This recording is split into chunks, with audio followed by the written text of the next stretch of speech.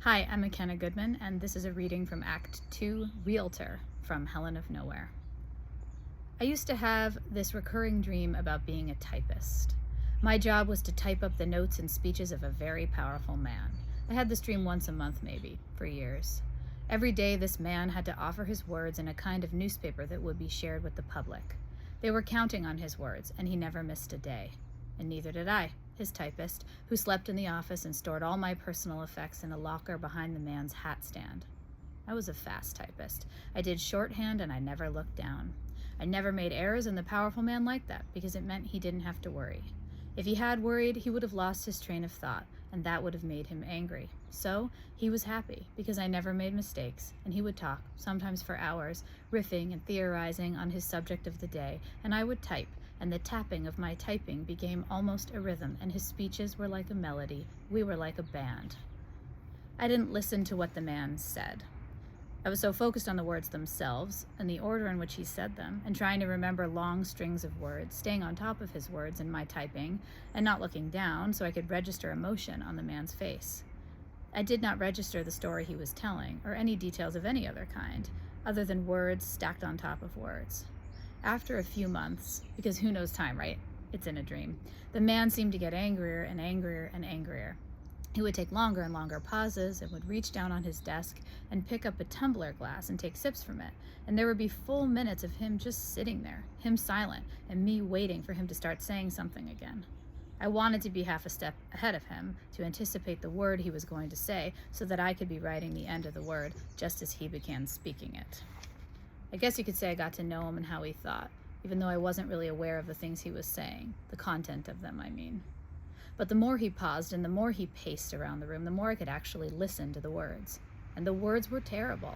Words about madness and pain, words that were unkind and merciless.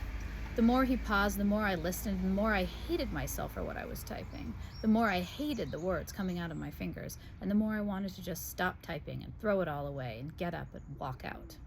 But I needed the money. This was a dream, and yet I still needed money. Isn't that funny? I needed it so much that I couldn't stop typing because no one was hiring typists like me. There was no one like him who made so many speeches who refused to type their own speeches. I needed this job, but I couldn't bear to type the words he was saying. He didn't reread the speeches after I typed them. He said he had no time to look back. What he said was momentary, he told me, and if he read it later, he would be missing out on the moment he was currently in, the now.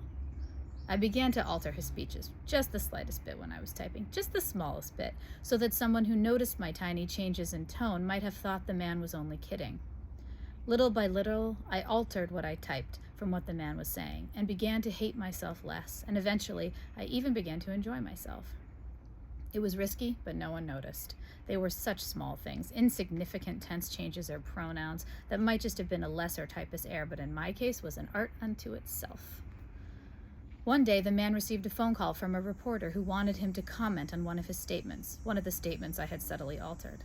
I was in the room with the man, typing, even though I was dreaming, and I thought to myself, in the dream, this is the end. But the man just laughed into the receiver. Comment, the man said. Ha! I only live in the now, he said. I never dwell on the past. And he hung up on the reporter without even asking what the reporter wanted him to comment on. I went on typing for another year, in my dream.